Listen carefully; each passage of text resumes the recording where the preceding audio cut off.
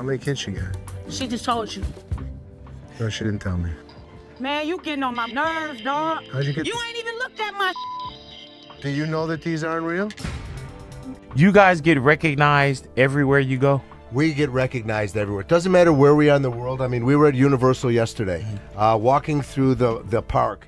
Hardcore Pawn was a beloved show, but that was because the real tragedies never made it to the screen. Millions of people watched the drama inside the American jewelry and loan shop for 9 solid seasons. It looked like pure entertainment. But away from the cameras, one cast member died alone, and the show that made him famous never said a word. Some of the people viewers grew to love lost everything right in front of them, and the show kept quiet. What really happened to the people the show built its reputation on? And why did several of their lives take such unexpected turns? Join us as we uncover what happened to the Hardcore Pawn cast members. Carlos Deals. Hardcore Pawn was a global hit show, but fame did not stop it from having problems. When the show started in 2010, it immediately became so successful that the first episode alone pulled in 2 million viewers, making it the most popular debut in True TV's history. And by June 2013, that number had doubled. But there were losses that couldn't be prevented, and challenges that couldn't be hidden. Of all the losses connected to the show, one of the most sudden and surprisingly underrated was the death of Carl Deals, the beloved security guard from the Chicago spin-off series. Known on set simply as Carlos, he was the kind of man people described as loyal. He had worked at the shop for well over a decade before True TV ever pointed a camera at the building. On the morning of August 4th, 2014, Carl was found unresponsive inside his Chicago home.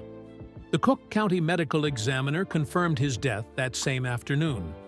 As for the cause of death, that's still a mystery to everyone. By the time Carl died, the show had already been canceled.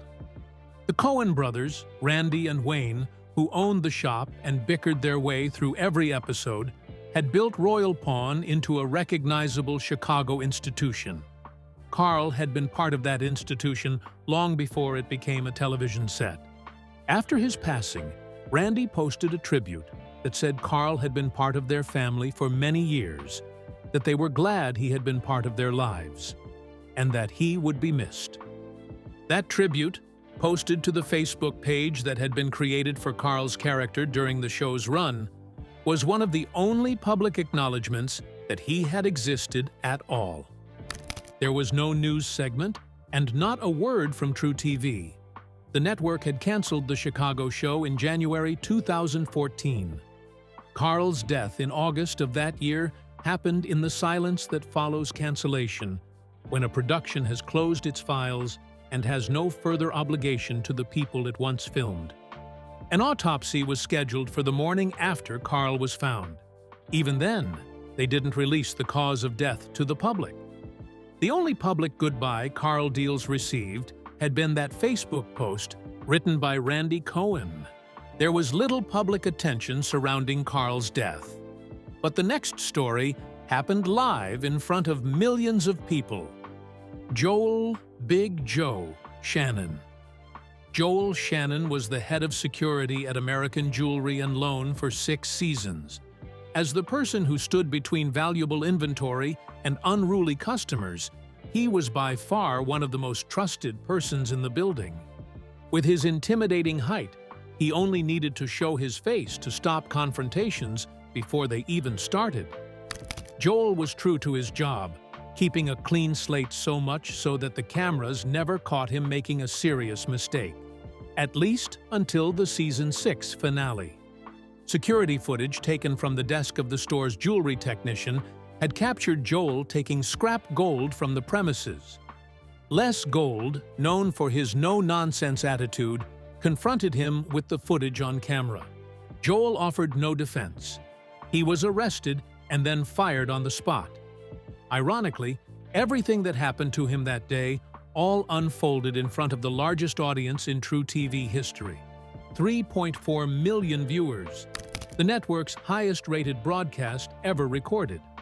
That was the night Joel's 6 seasons of loyal service ended, and it ended in front of more people than most television events ever reach. By the following morning, the clip had spread to every entertainment site that covered reality television. Even people who had never watched a single episode of Hardcore Pawn suddenly knew Joel's name. The search results attached to his name from that day forward contained one event, described the same way in every result: the man who stole from Les Gold on camera. The production crew resumed for the 7th season, introducing Byron as the new head of security. To them, the change was just a routine. Yes, Joel spent half a dozen seasons standing at the door. He absorbed the physical pressure of removing desperate people from a volatile building, day after day, on camera. But none of that was discussed on the show. It was as though he never existed there to begin with. Production moved on quickly, and the show didn't look back. As for Joel, he found himself in hot water. There was no easy way to find a job in the security industry with that footage attached to his name. And the internet being what it is, that clip was not going anywhere anytime soon. He eventually gave up on the idea of finding a similar job and moved to something new. He built High Gear Transportation, a trucking company in Livonia, Michigan, where he lives with his wife, Felice, and their children. He got there. But the 6 seasons of showing up and doing the job right were not what people found when they looked for Joel Shannon. They found the night he made that one mistake. Joe may have been arrested for stealing scrap, but the next one was even more ridiculous. Jeremy Jackson and Carl Bell. When Hardcore Pawn Chicago premiered, it promised viewers a gritty look inside the daily grind of Royal Pawn Shop, the Cohen family business on South Clark Street. Many fans of Hardcore Pawn immediately tuned in. Just like the original series, the cameras captured customers haggling over price, there were suspicious sellers, and the dramatic shouting matches that defined the pawn shop. What nobody expected was that some of the show's most dramatic moments would happen off-camera and involve the staff themselves. In 2014, just months after the show wrapped its single season, 2 cast members found themselves on the wrong side of the law in a story that read like an unscripted episode plot twist. Jeremy Jackson and Carl Bell, who were both featured on the series, were arrested and charged with felony theft after the shop's owners grew suspicious that merchandise was disappearing. According to TMZ, the Cohen family started noticing Rolex watches, jewelry, and other high-value items vanishing from the store without a trace. They noticed that Carl consistently had cash to gamble with, even though he rarely won anything. Meanwhile, Jeremy was only a part-time employee, yet seemed to have money to spare as well. The math wasn't adding up, so the Cohens called the police. When investigators took up the matter, they reportedly uncovered a scheme almost too brazen to believe. Jeremy and Carl were accused of stealing items from Royal Pawn Shop and then repawning those very items at other shops around the city, pocketing the cash to fund their gambling habits. Police estimated the total value of the missing goods at more than $40,000, though only a portion was ever recovered. For anyone wondering how grave the situation was, under Illinois law, theft of property valued between $10,000 and $100,000 is classified as a Class II felony, which can carry a sentence of 3 to 7 years in prison upon conviction. What later happened to Jackson and Bell in court wasn't widely reported, and the entertainment media doesn't seem interested in tracking their present lives. It's a common fate for cast members of short-lived spin-offs once the cameras stop rolling. The same cannot be said for Les Gold's daughter, though. Ashley Broad in trouble. For 9 seasons, Ashley built a public identity around her family's Detroit pawn shop. Fans knew her as the sharp-eyed, no-nonsense daughter of a no-nonsense father. She was the kind of person cameras loved because she seemed impossible to fool, which is precisely why, when federal prosecutors unsealed an affidavit in March 2026, alleging she had quietly siphoned millions of dollars from the company her husband ran, it was difficult for fans to believe. Celebrity magazines have since confirmed that it was her husband's doing all along. Ashley and Jordan Broad married in 2003, and, on paper, Jordan had a respectable post-reality TV career as CEO of Impact 11, a Bingham Farms speaker training firm. But according to the FBI, that respectability was only a cover. Investigators took up that matter, revealing that between July 2024 and July 2025, Jordan directed more than 100 payments, over $5 million in total, out of Impact 11's accounts and into entities tied to himself and his wife. He sent some of the money into a consulting company registered to him and a second one registered to Ashley. That detail is what keeps Ashley's name in the muddy story, even though she isn't charged. Her brand, linked with Ashley, sells permanent jewelry, bracelets, and necklaces welded onto customers in person. According to the FBI, money allegedly stolen from Jordan's employer also flowed directly into that business's online operations.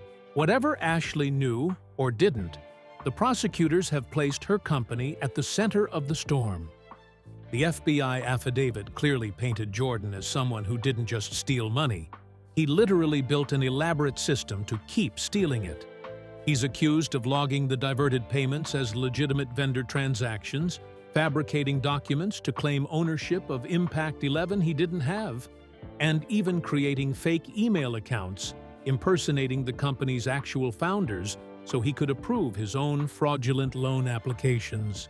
Through this method, he secured more than $3 million from 9 different lenders.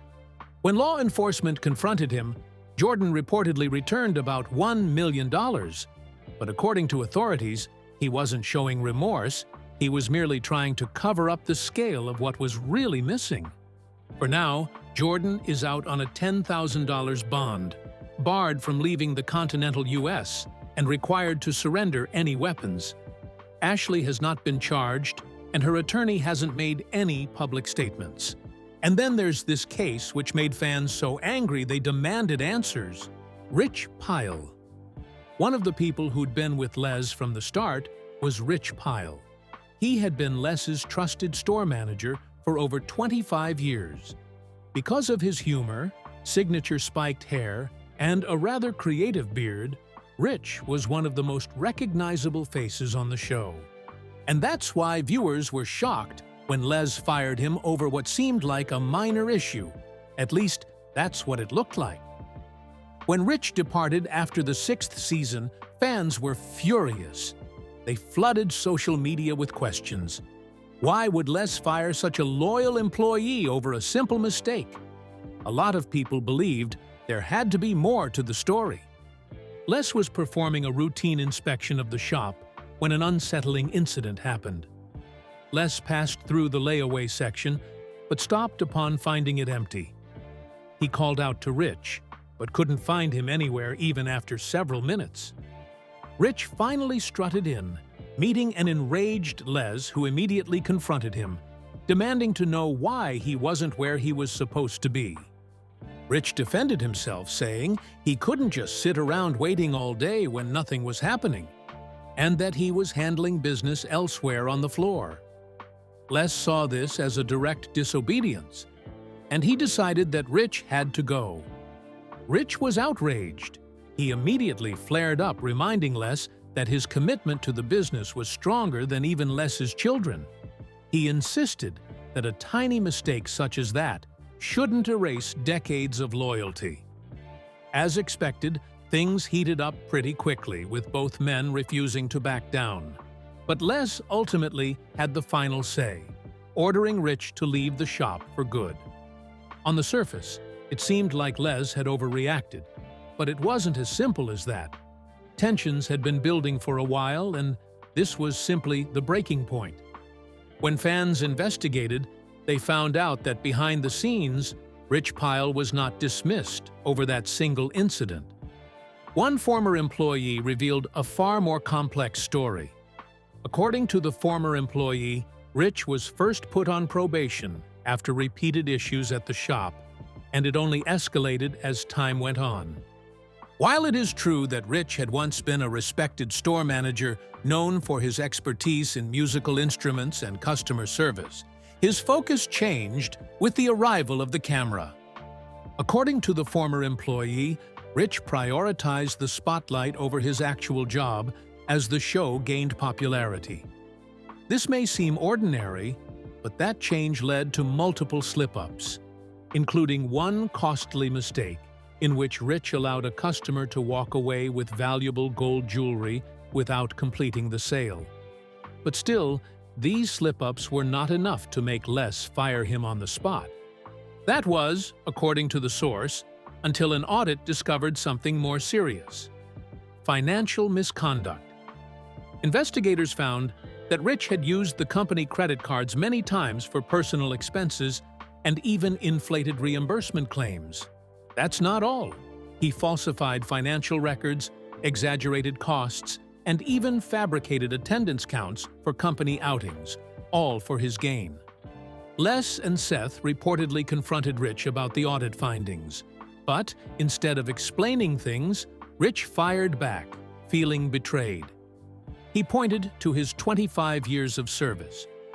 But was loyalty enough to outweigh everything else? His loyalty was only one side of the coin. The other side was his actions, which would sooner than later run the company to the ground. Les had made up his mind. Rich had to go. Rich's departure was one of the biggest hits Hardcore Pawn took, but Les was firm. Speaking of Les, he's had his fair share of trouble, but the highlight came when a nasty rumor about him refused to go away. Les Gold. Any real fan of Hardcore Pawn understands the kind of man Les Gold was. He stood his ground whenever things escalated. He showed that decisiveness when he fired Joel Shannon, and again when he let Rich Pyle go. In one episode, a customer walked in and hurled insults at Ashley. Les intervened, firmly telling the man that he would allow no disrespect from anyone, whosoever, to his daughter. While speaking, Les was dragging the man outside by his shirt. The customer turned and poured his anger on Les, exchanging words with him, which escalated into heated arguments. They were almost at the point of a physical confrontation. Les kept his cool, sternly warning the customer to avoid further disrespecting his daughter in his store. He then instructed the security team to block the store's entrance. That Les managed to keep his cool didn't mean he would simply let the demented man go. He issued a strong warning, telling him that he wouldn't mind beating him up if he saw him again. Les was fiercely protective of his family. However, even someone like him became the center of a major online frenzy in March 2023. A message claiming that the veteran pawnbroker had died spread like wildfire, and even more shocking, it was shared more than 50,000 times in just 2 days. Fans immediately flooded pages with their tributes, leaving messages of grief for the man who had built American Jewelry and Loan on Greenfield Road into one of the most famous pawn shops in the country. For many, it felt like the end of an era. But only a few days after, his son, Seth, came online to debunk the news that his father was dead. 1 week later, Les himself appeared in a short video filmed inside the Detroit store, shaking his head and declaring with a grin, "As you can see, I'm not dead." The real tragedy wasn't his passing. It was how quickly millions were ready to believe the rumor. But that also showed just how loved Les was among his customers and fans. Even with all the success of the show, Hardcore Pawn suddenly crashed in 2014, just 4 years after it premiered, leaving fans wondering why. Since the network didn't explicitly say why the show ended, fans had to find out for themselves. One of the most shocking rumors was that Les Gold was involved in the murder of a well-known Detroit businessman. However, after an investigation, no evidence supported this claim, and it was dismissed as pure speculation. Hardcore Pawn never returned because its cast moved on quickly, leaving little room for a revival. Since the show's end, fans have wondered what happened to its stars and whether American Jewelry and Loan is still in business. Les Gold was never one to slow down, so even with the show off the air, his business-first mindset remained strong. While Hardcore Pawn is no longer what it used to be, Les has been expanding his business. He opened new shops in Southgate and Lincoln Park in 2021. He also helps with charity events in Detroit and keeps working on improving his family business. This has helped provide jobs for around 200 people. Despite the fact that the show that made him famous is gone, Les Gold remained a powerhouse in the industry. Do you think Hardcore Pawn can return to the screens? If it did, would you tune in? Share your thoughts with us in the comments section. Remember to like, share, and subscribe for more. Also, click the next video showing on your screen. You will enjoy it.